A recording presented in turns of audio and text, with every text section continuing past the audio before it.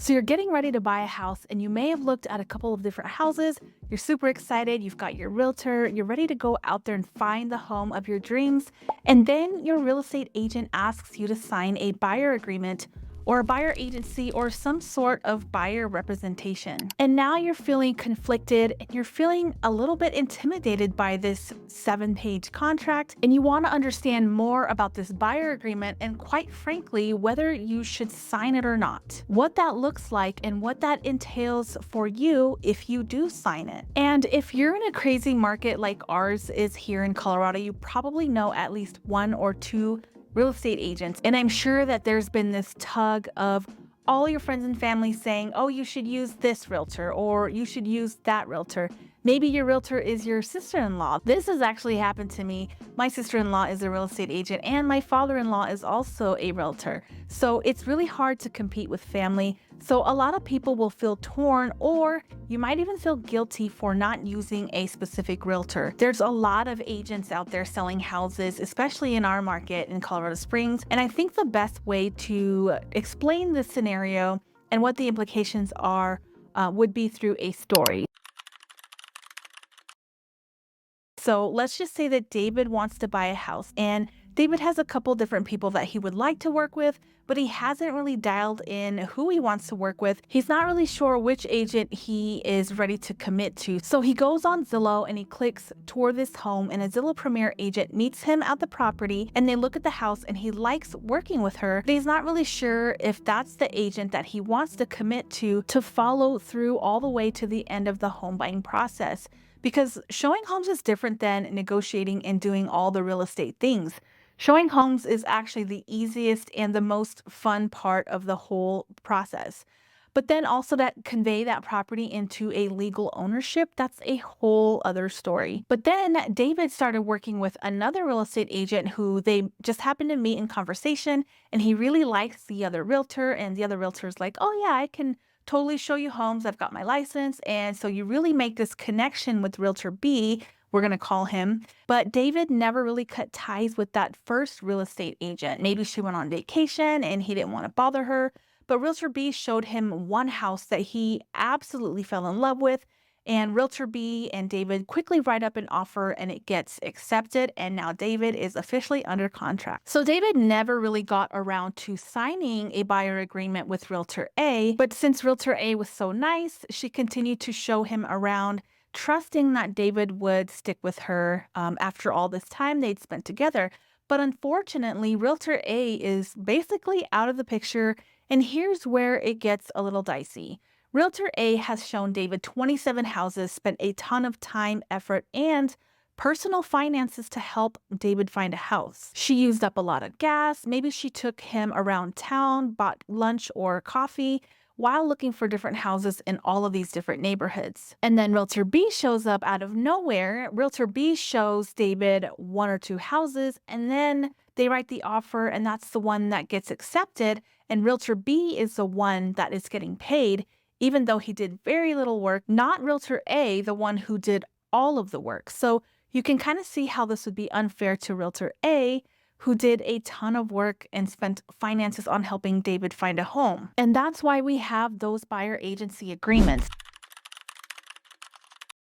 Now, typically a buyer agency agreement can last for up to 6 months, depending on the price point and the area that you're looking in. Now, I'm in Colorado, as I've mentioned before, and I tend to do mine for around 3 to 6 months because we're going to find a house within that time frame, usually under 3 months by the time we're all said and done. But it really depends on a bunch of different factors like the price point. If we're looking in the $1 million range, it's going to be a longer sales process because those homes don't come up as often as kind of your median home price point. So that's going to be a shorter commitment with the median home price because there's a lot more of those homes. Now, I understand the hesitation of wanting to sign a buyer agreement up front. It's pretty intimidating. But if it's something that you don't feel comfortable doing, just negotiate with that real estate agent. If you're not comfortable committing to them for the time that they need to help you find the perfect home, hopefully it's not a year because that is a long time to me, then you should probably go ahead and move on to someone else if that agent is not willing to be flexible with you. Now, keep in mind that each situation is different. So the reasoning behind it is going to be a little bit different. If you're looking for 5-acre ranch property, those are very rare. So that's going to take longer to find. But I'm speaking for the average house. A year is going to be way too long. I think the scary part for buyers is that they don't want to feel trapped into an agreement, because this was happening before where agents were not allowing buyers to come out of their agreements because they're like, well, I did all this work for you. You're going to buy a house with me. And in my opinion, I'm not going to trap a buyer into working with me if they don't want to work with me. Like, it just creates friction. There's no flow. Like, it's always awkward. There's so much tension. So I'd rather let you go on and do your own thing, let you find an agent that you work well with, that you get along with. And I would even be happy to refer you to one of my other partners that might be a better fit for you, because this is a 4-week process at least, at minimum. The time it takes to look for a house and then the lending process. So if you're not comfortable, it's going to be a long road to have to be in that awkward situation and then end up resenting your home and the whole process. It should be fun and exciting, a great experience for you and your real estate agent. So if you can negotiate with what you feel comfortable with, but again, they don't get paid until you actually sell the house. We don't get paid for showing homes. We should, but we get paid for selling houses, and that might all change here coming up soon. And I'm going to link this video up here that you can watch that's going to explain how all of this is going to look going forward. So make sure you watch that after this video. But basically, buyer agents, they're relying on the seller to pay that commission.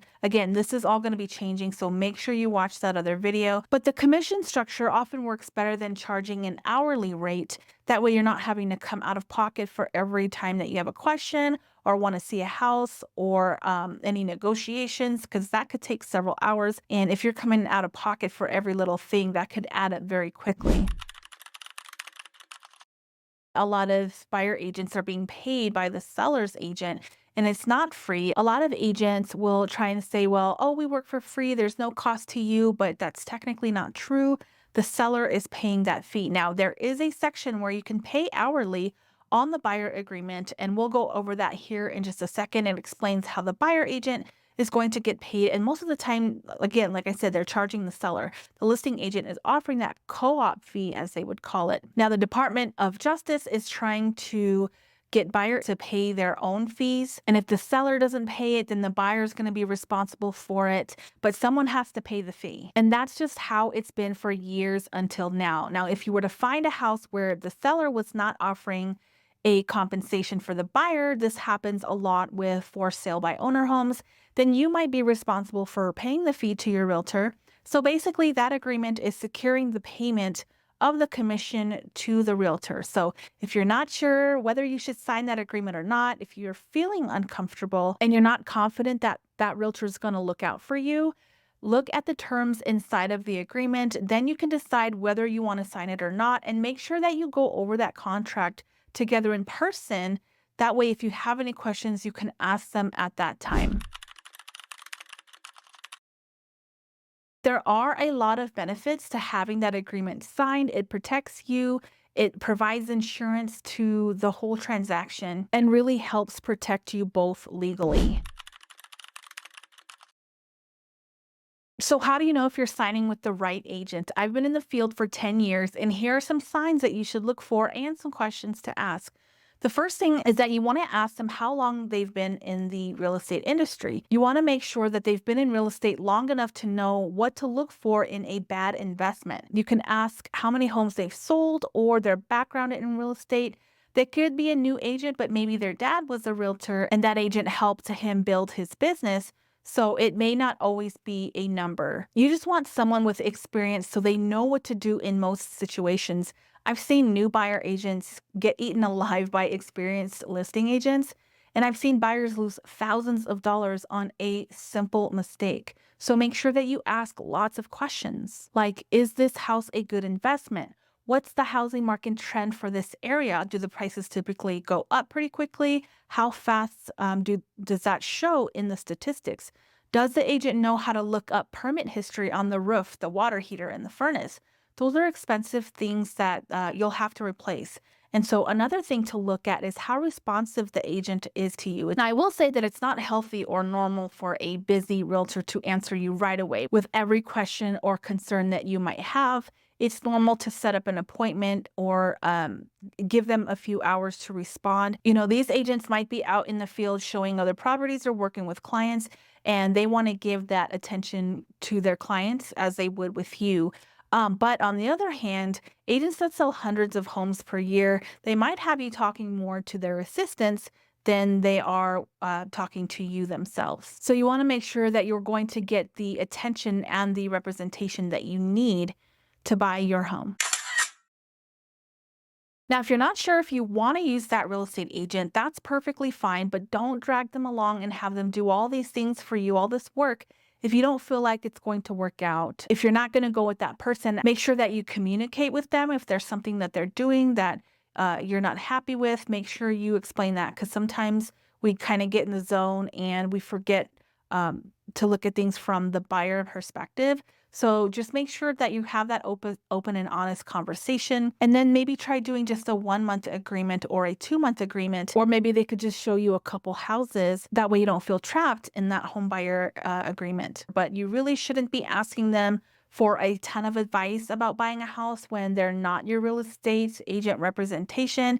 They can tell you basic material facts that they know about the property, but they're not going to be able to advise you, because that's what the buyer agreement and that representation is for, and the fiduciary commitment to you, because then they're kind of coaching, and that's inappropriate for a real estate agent. They should be more of a referee than a coach. A coach is going to show you how to do what you need to do. A ref is just speaking on the facts alone. You really want to be careful with what you say to someone who is not in a binding contract with you. Those buyer agent duties that are lined out in Section 5, which is what we just went over. Just because you know that you might pay $25,000 over the asking price just to get the house of your dreams, we don't need to tell other people that. So there's a strategy behind all of it, even though you might be willing to do it, but that's kind of that fiduciary commitment that I have for you as a buyer, that loyalty to you instead of the seller and the seller's agent, to make sure that your best interests are considered throughout the entire transaction. So it's not uncommon for an agent to ask you to sign one of these, but they want to just make sure that all of their efforts are going to pay off in the end,